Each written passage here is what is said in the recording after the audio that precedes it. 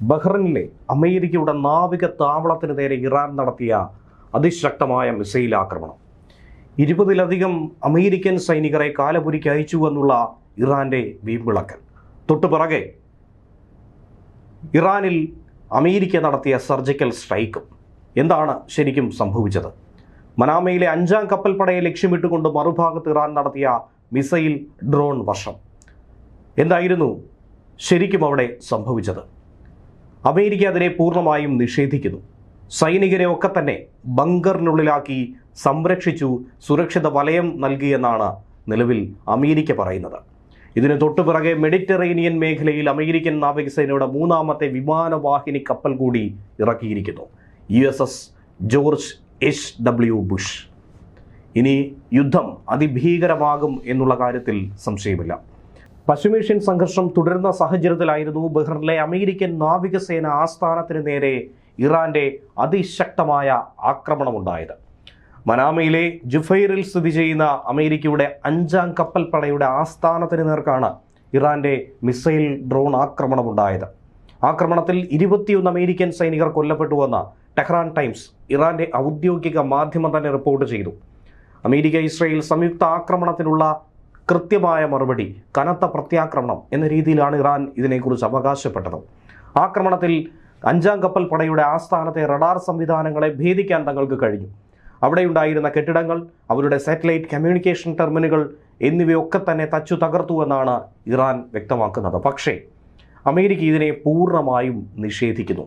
കാരണം ഈ ആക്രമണം നടക്കുന്ന സമയത്ത് സൈനികരെല്ലാവരും ബങ്കറിലായിരുന്നുവെന്നും മരണമൊന്നും തന്നെ നിലവിൽ റിപ്പോർട്ട് ചെയ്യപ്പെട്ടിട്ടില്ല എന്നാണ് ഔദ്യോഗികമായി പുറത്തുവിട്ട വിശദീകരണം. ആക്രമണത്തിൽ കപ്പൽപ്പടയുടെ ആസ്ഥാനത്തെ റഡാർ സംവിധാനങ്ങൾ, കെട്ടിടങ്ങൾ, മറ്റ് സാമഗ്രികൾ, സാധന സംവിധാനങ്ങളൊക്കെ തന്നെ തകർന്നുവെന്ന് ഇറാൻ പറഞ്ഞു. ഇക്കാര്യത്തിൽ ഒരു മറുപടി അമേരിക്കയുടെ ഭാഗത്തു നിന്നും ലഭിച്ചിട്ടില്ല.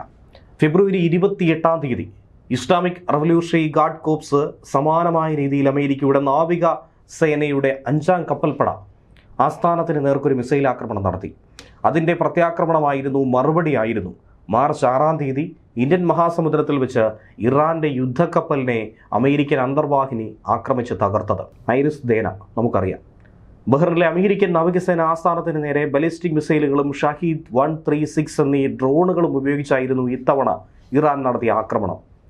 ഈ ആക്രമണത്തിനുള്ള തിരിച്ചടി നിങ്ങൾക്ക് പ്രതീക്ഷിക്കാമെന്ന് അമേരിക്ക മുന്നറിയിപ്പ് നൽകുന്നു.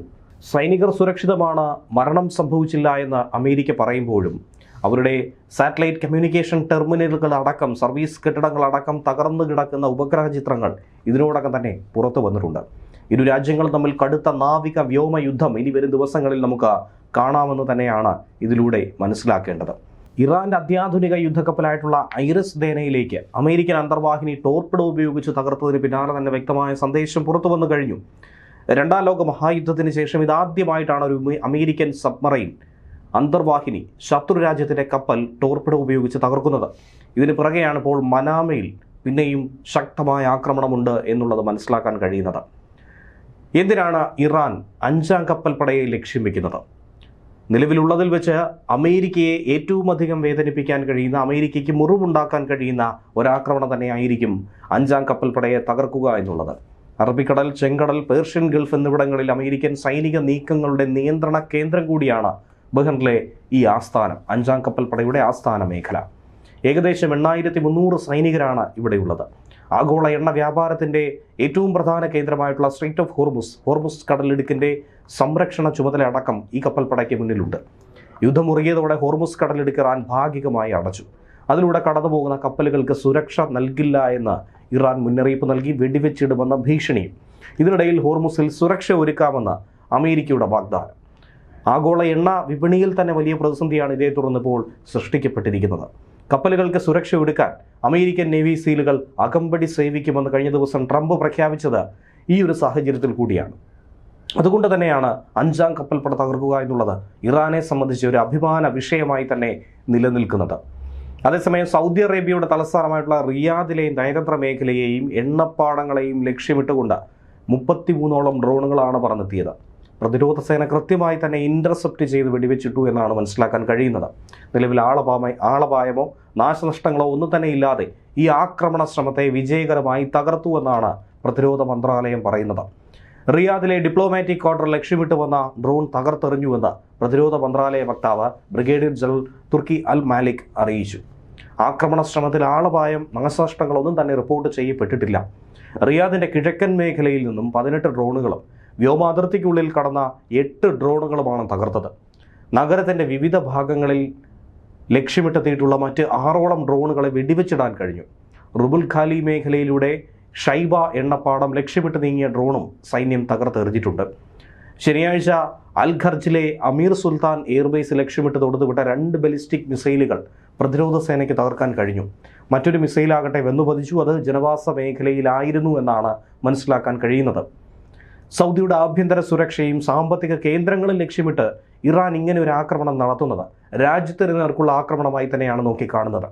ഇത്തരം പ്രകോപനങ്ങളെ ശക്തമായി തന്നെ നേരിടുമെന്ന് പ്രതിരോധ മന്ത്രാലയം പറയുന്നു. ഈ ഘട്ടത്തിൽ കൂടിയാണ് മെഡിറ്ററേനിയൻ മേഖലയിൽ അമേരിക്കൻ നാവികസേനയുടെ 3ാമത്തെ വിമാനവാഹിനി കപ്പലായി USS ജോർജ് H.W. ബുഷിനെ ഇറക്കിയിരിക്കുന്നത്. നിലവിൽ ഈ മേഖലയിൽ 2 വിമാനവാഹിനി കപ്പലുകളുണ്ട്. അത് ഒന്ന് USS എബ്രഹാം ലിങ്കണും രണ്ടാമത്തേതായി USS ജെറാൾഡ് ആർ ഫോർഡുമാണ്. അതിനൊപ്പമാണ് USS ബുഷും ചേരുന്നത്. അമേരിക്കയുടെ പോരാട്ട സേനയ്ക്കായി പ്രവർത്തിക്കാൻ സജ്ജമാക്കുന്ന composite training unit exercise Bush ഈ അടുത്തായി വിജയകരമായി പൂർത്തീകരിച്ച ഒരു വിഷയം തന്നെയാണ്. അമേരിക്കൻ നാവികസേനയുടെ കരുത്തുറ്റ സൂപ്പർ കാരിയറുകൾ ഒന്ന് തന്നെയാണ് ബുഷ്. ജെറാൾഡ് ആർ ഫോർഡ് ഹൈഫയിൽ നങ്കൂരമിട്ട ശേഷം കഴിഞ്ഞ വ്യാഴാഴ്ച സൂയിസ് കനാൽ മുറിച്ചു കടന്നിപ്പോൾ ചെങ്കടലിലെത്തി നിലയുറപ്പിച്ചു. ഇറാനുമായിട്ടുള്ള യുദ്ധത്തിൽ ഹൂതികൾ ഇടപെടാൻ ശ്രമിച്ചാൽ അവർക്കെതിരെ കനത്ത പ്രതിരോധം തീർക്കാൻ ആക്രമണം നടത്താൻ സജ്ജമായി തന്നെയാണ് ഫോർഡ് അവിടെ തുടരുന്നത്. ജിബ്രാൾട്ടർ കടലിടുക്ക് വഴിയാണിത് മെഡിറ്ററേനിയൻ മേഖലയിലേക്ക് കടന്നത്. അതേസമയം എബ്രഹാം ലിങ്കൺ ആകട്ടെ നിലവിൽ ഗൾഫ് മേഖലയിൽ നിലയുറപ്പിച്ചിട്ടുണ്ട്. ലിങ്കൺ സ്ട്രൈക്ക് ഗ്രൂപ്പ് തെക്കുകിഴക്ക് ഭാഗത്തു നിന്നും ഇറാനുമേൽ സമ്മർദ്ദം ചെലുത്തി ആ രാജ്യത്തിൻ്റെ നാവിക പ്രഹരശേഷി തന്നെ കുറയ്ക്കാൻ സഹായിക്കും.